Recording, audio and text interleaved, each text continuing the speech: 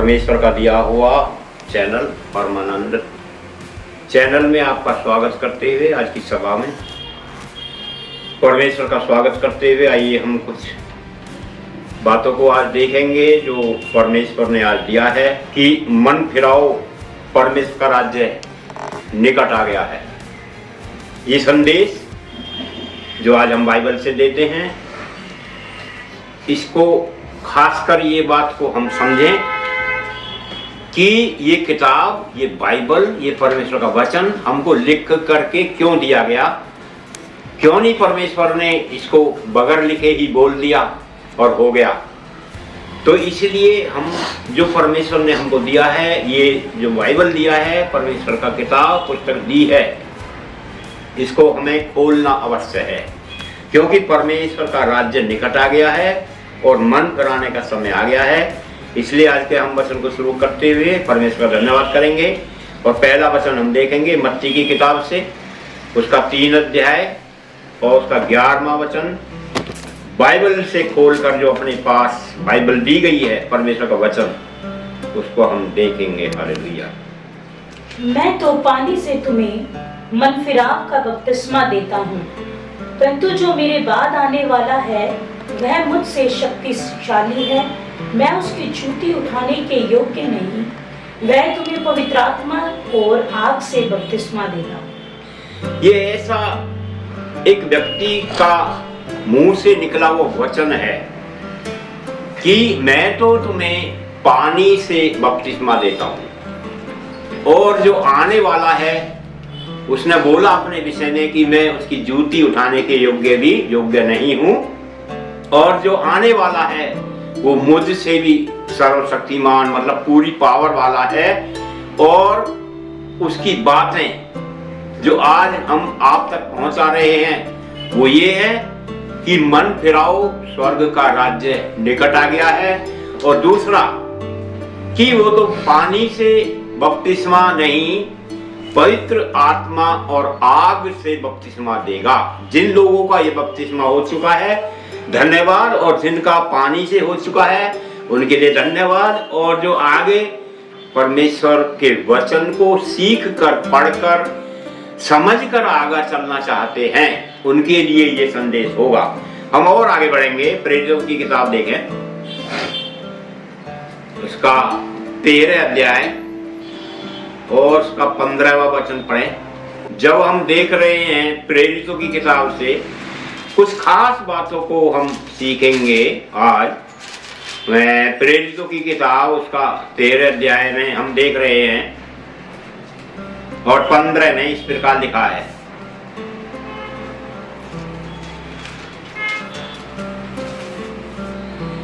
पंद्रह में इस प्रकार लिखा है, प्रेरितों की किताब 13 का 15 में, व्यवस्था और भविष्य वक्ताओं की पुस्तक से पढ़ने के बाद आराधनालय के सरदारों ने उनके पास कहला भेजा, हे भाइयों, यदि लोगों के उपदेश के लिए तुम्हारे मन में कोई बात हो तो कहो। वचन पे पूरी रीति से ध्यान करेंगे आज, क्योंकि ये हम लोगों के लिए संदेश है, जो विश्वास करने वाले हैं उनके लिए संदेश है, जो बाइबल को पढ़ते हैं, जो बाइबल की शिक्षा देते हैं, उनके लिए संदेश है। और जो नए लोग इसको सुनेंगे और प्रभु पर विश्वास करेंगे, उनके लिए भी ये संदेश होगा। तो ये पौलुस की कहानी को हम देख रहे हैं। एक ऐसा व्यक्ति जो यीशु मसीह पर विश्वास ना करने वाला, व्यवस्था से हटकर, जो प्रभु यीशु मसीह की योजना थी उसे हटकर काम करने वाला व्यक्ति जब विश्वास करके आगे बढ़ा, तब उसमें क्या देखते हैं कि व्यवस्था और भविष्य वक्ताओं की पुस्तक से पढ़ने के बाद, यानी कि पुस्तक खोली जाती थी पहले, भविष्य वक्ताओं की किताब को पढ़ा जाता था पहले, क्योंकि उसमें एक संदेश, एक वाणी, यहोवा परमेश्वर की आवाज छुपी हुई होती है। इसीलिए ये खोला जा रहा है, और खोला जा रहा है दिमागों को, बुद्धि को खोला जा रहा है। दूसरा, स्वर्ग की बातों को पृथ्वी पर खोला जा रहा है। तो क्या खोला जा रहा है कि हम देखें, व्यवस्था और भविष्य वक्ताओं की पुस्तक से पढ़ने के बाद आराधनालय के सरदारों ने उनके पास कहला भेजा। किनके पास? पौलुस और उनके साथ के लोगों के पास कहला भेजा। वे आराधनालय में जा बैठे थे। हे भाइयों, यदि लोगों के उपदेश के लिए तुम्हारे मन में कोई बात हो तो कहो। हमारे मन में जो बात आज उपजी है वो हम कहते हैं, और पौलुस भी कहता है। हालेलुया। इसलिए हम देखेंगे, थोड़ा और आगे चलेंगे, उत्पत्ति की किताब 4 अध्याय उसका 2 वचन ध्यान से देखेंगे। फिर उसने उसके भाई हाबिल को भी जन्म दिया।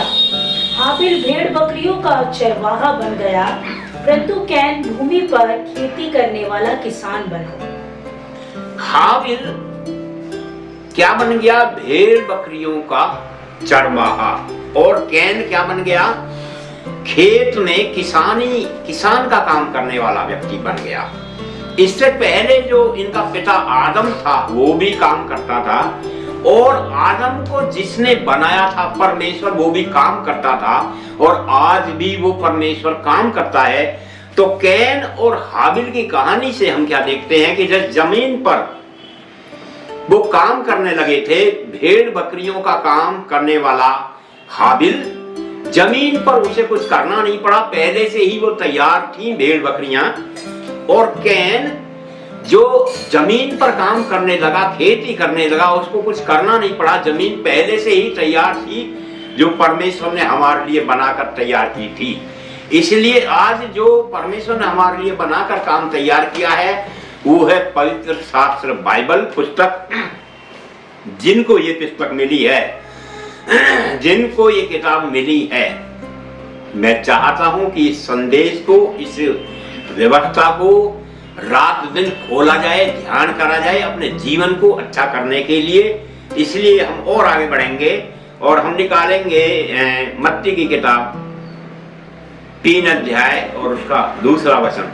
मन फिराओ, क्योंकि स्वर्ग का राज्य निकट आ गया है। मन फिराओ, स्वर्ग का राज्य निकट आ गया है। ये 2 व्यक्ति हैं जिन्होंने एक ही बात बोली, और ये परमेश्वर की तरफ से नियुक्त किए गए। आज ये संदेश उन लोगों के लिए है जो व्यवस्था को पढ़ते हैं, व्यवस्था का प्रचार करते हैं, और इस पुस्तक पर रात दिन ध्यान करते हैं, और इसी की वाणी लोगों तक पहुंचाते हैं। उन लोगों के लिए आज ये संदेश है कि हम प्रचार क्या करेंगे। हम प्रचार वो करेंगे जो प्रभु यीशु मसीह ने बाइबल के अंदर लिख करके दिया है। इसीलिए आज वो संदेश जो आज आपके पास जा रहा है वो ये है कि मन फिराओ, स्वर्ग का राज्य निकट आ गया है। यही संदेश आपके लिए है और यही सुनाने वालों के लिए होगा। और आगे बढ़े, इसी में हम देखें मत्ती 4:17। उस समय से यीशु ने प्रचार करना और यह कहना आरंभ किया, मन फिराओ, क्योंकि स्वर्ग का राज्य निकट आया है। मन फिराओ, क्योंकि स्वर्ग का राज्य निकट आया है।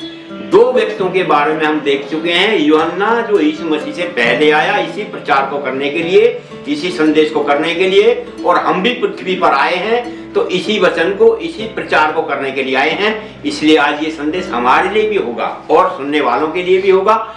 यूहन्ना ने और यीशु मसीह ने यही प्रचार स्वयं किया कि स्वर्ग का राज्य निकट आ गया है। इसलिए आज का जो संदेश हम और आगे बढ़कर देखेंगे और देखेंगे यूहन्ना की किताब में उसका 15:1। सच्ची दाखलता मैं हूँ और मेरा पिता किसान है। सच्ची दाखलता मैं हूँ और मेरा पिता किसान है। जब कैन किसानी के काम करने लगा, उससे पहले उसका पिता आदम किसान का काम करता था। लेकिन इन तीनों को बनाने के बाद, इन चारों को बनाने के बाद जब प्रभु ने ये वाणी इनके पास पहुंचा दी, इससे पहले यहोवा परमेश्वर खुद स्वयं काम किया है और आज भी खुद स्वयं काम करता है। तो खेती जो प्रभु ने दी है, किसान का काम करने के लिए जो हमें दिया है, वो हमको दिया है और खेती में काम करें और सब कुछ तैयार करके दिया है। लेकिन उसकी वाणी जो वो ये है कि मन फिराओ, स्वर्ग का राज्य निकट आया है। इसलिए जो हम देख रहे हैं, सच्ची दाखलता मैं हूं और मेरा पिता क्या है, किसान है, वो कुछ भी कर सकता है। किसान यानी कि मालिक है, स्वयं है, हम उसके क्या हैं, खेती में काम करने वाले मजदूर हैं। और आगे देखेंगे हम। अभी जो हमने देखा 15 का 1, हम आगे चलेंगे 15 का 12 में देखें यूहन्ना की किताब। मेरी आज्ञा यह है कि जैसा मैंने तुमसे प्रेम रखा वैसा ही तुम भी एक दूसरे से प्रेम रखो।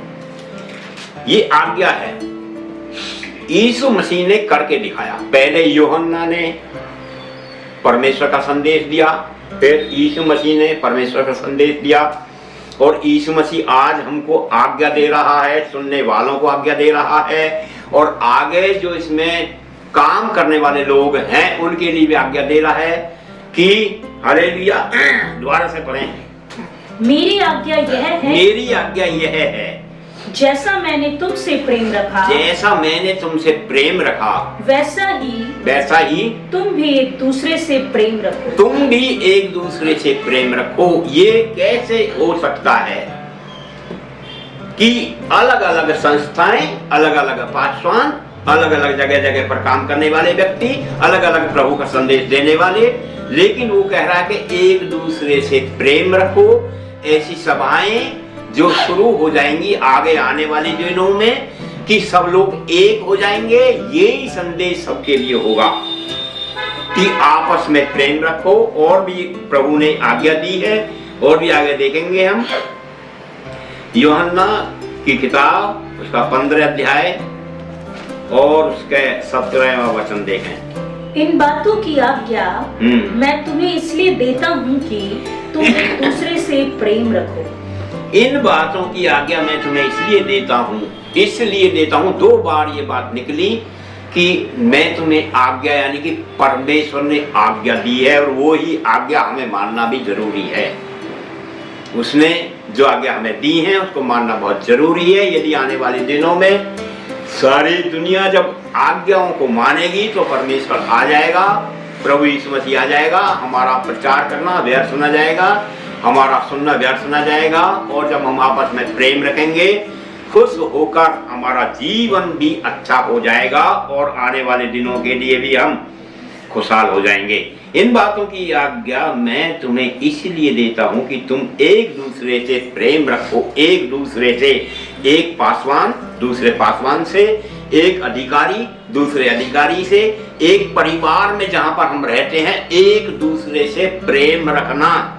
यदि हम प्रेम रखेंगे परिवार के अंदर तो समझो वो परिवार भी खुशहाल होगा। एक दूसरे की सह लेना, यानी कि छोटा बन जाना। जो आज का संदेश है वो ये है कि यीशु मसीह दास बन गया।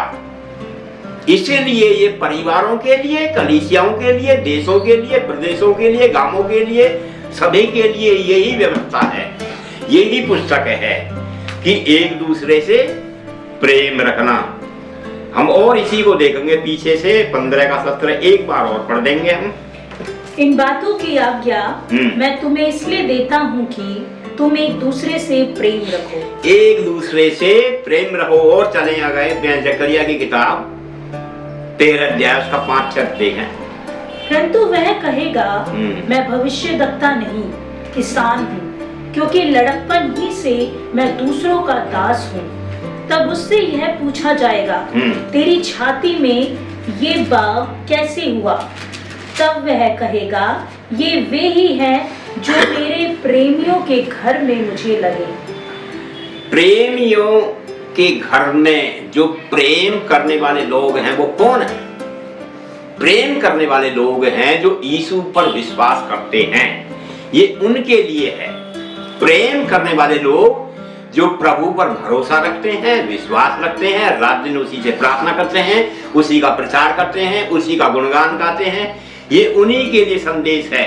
जरे हम जो देख रहे थे जकरिया की किताब 13 अध्याय और हम 5 में अभी हमने पढ़ा, इसको हम दोबारा से देखेंगे कि जकरिया में क्या लिखा। 13, 5, 6 में हम देखेंगे, परंतु वह कहेगा, मैं भविष्यवक्ता नहीं, किसान हूं। मतलब स्वयं भविष्यवक्ता जो पहले आए थे उनके बारे में लिखा है, और मैं किसान हूं जो आया था, यीशु मसीह। और वही संदेश जो आज हमें मिल रहा है, क्योंकि लड़कपन ही से मैं दूसरों का, लड़कपन यानी कि शुरू से छोटा, लड़कपन से मैं क्या हूँ, ये यीशु मसीह हमारे लिए संदेश देता है। हम रात दिन इस पर ध्यान करें कि हमारा जीवन कैसे अच्छा हो सकता है, हमारा घर कैसे अच्छा हो सकता है, हमारा देश कैसे ठीक हो सकता है, हमारा पृथ्वी के सारे लोग कैसे ठीक हो सकते हैं, उसको हम ध्यान से देखें।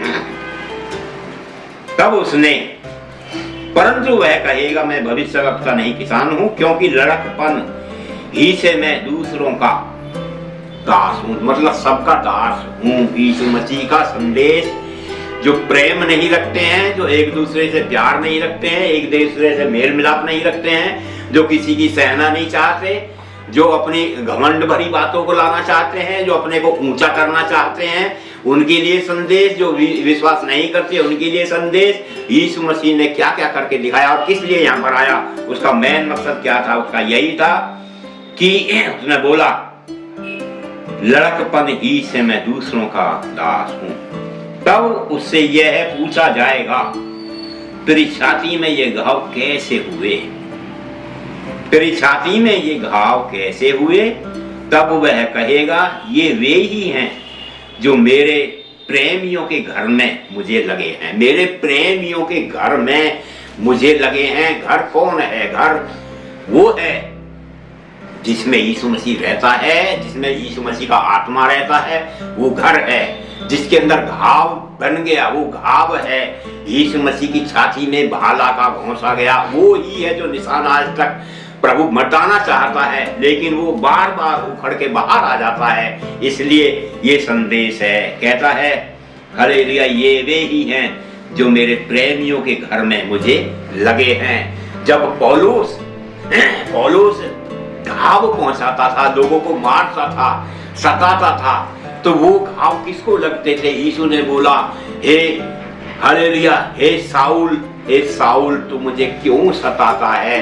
जो परमेश्वर पर विश्वास करने वालों को सताता था साउल, वही घाव जो यीशु मसीह को छाती में लगे, वही घाव जो उसके अपने घर में लगे, वो ही है जो आज घाव प्रकट होते हैं।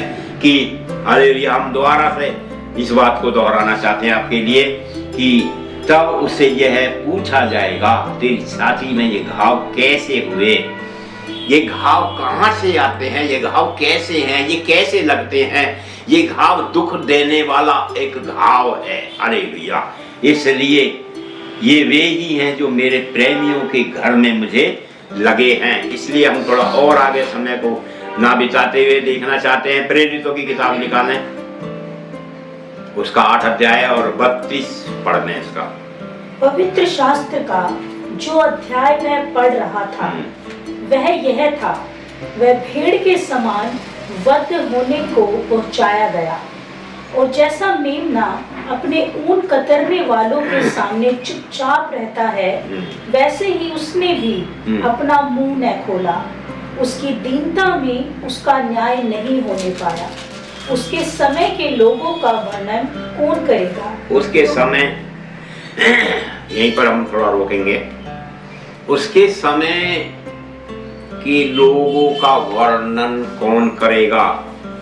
इसलिए जो हम आज पढ़ रहे हैं प्रेरितों की किताब 8 अध्याय, उसका हम 32 में जो देख रहे हैं वो क्या लिखा है, हम दोहराना चाहता हूँ। पवित्र शास्त्र का जो अध्याय वह पढ़ रहा था वह यह था। कौन पढ़ रहा था? हालेलुया, एक अधिकारी है, हालेलुया, उसका नाम जो कूश देश का है। और हम एक बात को इसके द्वारा बताना चाहते हैं, वो किसकी बात को करता है और कौन उसे उसके पास लेके जाता है? पवित्र आत्मा है जो सबको उकसाता है और तैयार करता है। वो ही की बात हम करते हैं। पवित्र शास्त्र का जो अध्याय वह पढ़ रहा था वह यह था, वह भेड़ के समान वध होने को पहुंचाया गया। और जैसा मेमना अपने ऊन कतरने वालों के सामने चुपचाप रहता है, वैसे ही उसने भी अपना मुंह ना खोला, यानी कि चुपचाप किसके लिए दर्द को सहा। यीशु मसीह चुपचाप दर्द को सहता रहा और उसने कुछ मुंह नहीं खोला। वो क्या कारण था? यही दुख थे, वो यही घाव थे जो अपने घरों में होते हैं, अपने परिवार में होते हैं, अपने गांवों में होते हैं, अपने शहरों में होते हैं, अपने प्रदेश में होते हैं, अपने देश में होते हैं। सारी दुनिया में वो ही घाव हैं जो सच को सच नहीं मानते और झूठ का विवरण फैलाते हैं। दूसरा क्या है कि वो घाव अपने ही लिए नुकसानदायक बन जाते हैं, अपने घरों को बर्बाद करने वाले बन जाते हैं, अपने जीवन को बर्बाद करने वाले बन जाते हैं। वो ही घाव हैं जो आदमी छोटा होना नहीं चाहता, दास बनना नहीं चाहता, उनके लिए ये दुख भरा कहानी होगी।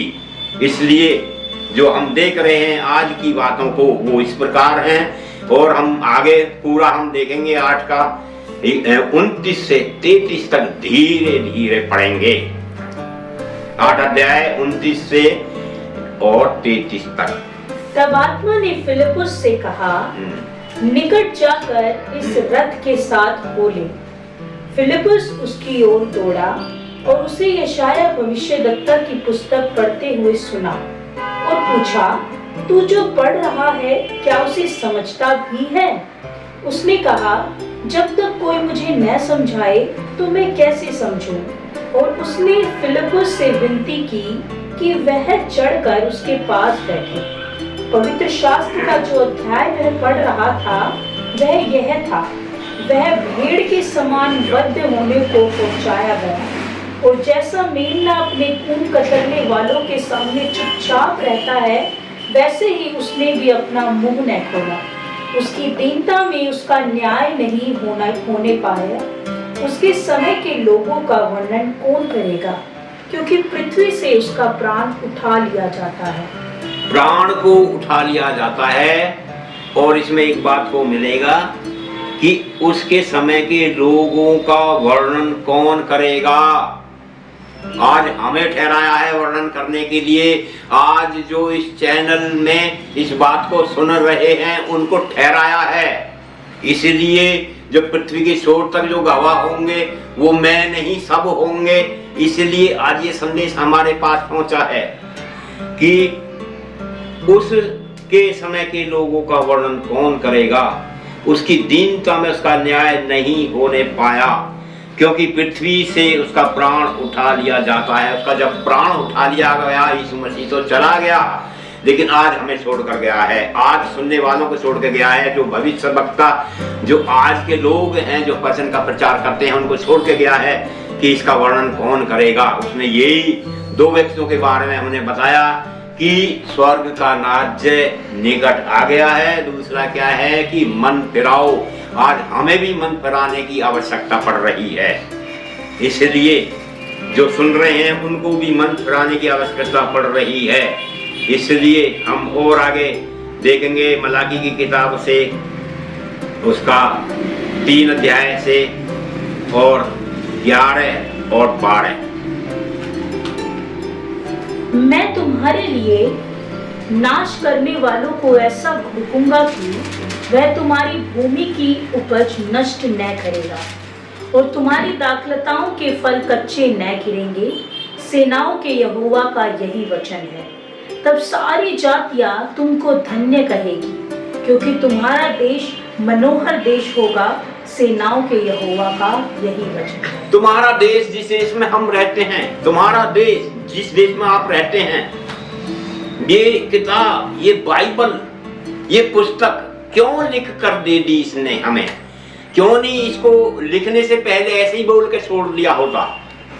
ये इसीलिए दी है कि इसको खोला जाए। अभी आज हम इस बात को देख रहे हैं कि बाइबल को खोला जाता था, पहले पवित्र शास्त्र को खोला जाता था, उसको पढ़ते थे। और यहोशू की किताब में भी लिखा है कि रात दिन इसी पर ध्यान दिए रहना। इसलिए अभी हम पीछे बात को ना ले जा करके आगे कोई हम बढ़ना चाह रहे हैं। हम जो इस बात को दोहराना चाह रहे हैं कि मलाकी किताब से 3 अध्याय से जो हमने देखा 11-12 में हम दोहराते हैं कि मैं तुम्हारे लिए नाश करने वाले को ऐसा घुड़कूंगा कि वह तुम्हारी भूमि की उपज नष्ट ना करेगा। जो हमारी भूमि की उपज है, जिसको हम खाते हैं, जो हम काम करते हैं, जो हमारा रोजगार है और जिसमें से हमारे लिए पैसे आते हैं, जिसको हम रोटी और सामग्री, जो चीजें खरीद कर हम खाते हैं, उसको नाश करने वाला है। उस कामों को नाश करने वाला है एक, उस शरीर को, उस घर को घाव देने वाला है एक। उन बातों को हम ध्यान से देखें, इस पवित्र शास्त्र को खोलें, रात दिन ध्यान करें, इसे पढ़ें। ये इसीलिए दिया गया लिख करके। मेरा जो संदेश वो बार बार इसीलिए से होता है कि मैं पुराने दिनों में और आज तक इन बातों को समझता आया। जब तक हम इसे नहीं खोलेंगे परमेश्वर हमारे अंदर आएगा ही नहीं। इसलिए हम इसको रात दिन में किसी भी समय पर, हमारे पास ज्यादा समय नहीं है तो सोते समय, और ज्यादा समय नहीं है तो सुबह को उठते समय, और ज्यादा समय है तो पूरे दिन, पूरी रात, हर वक्त कई बार इसको हमें पढ़ के हमारे अंदर परमेश्वर का वचन आना चाहिए, हमारे अंदर परमेश्वर का आत्मा आना चाहिए, ताकि हम पाप ना करें। इसलिए हम दोबारा से देखेंगे इसी को, मैं तुम्हारे लिए नाश करने वाले को ऐसा घुड़कूंगा। ये परमेश्वर बोलता है कि वह तुम्हारी भूमि की उपज नष्ट ना करेगा और तुम्हारी दाख लताओं के फल कच्चे ना गिरेंगे। सेनाओं के यहोवा का यही वचन है। तब सारी जातियां जितनी भी धरती पर जातियां हैं उनके लिए ये संदेश है। जो इस पर विश्वास नहीं करते ये उनके लिए संदेश है।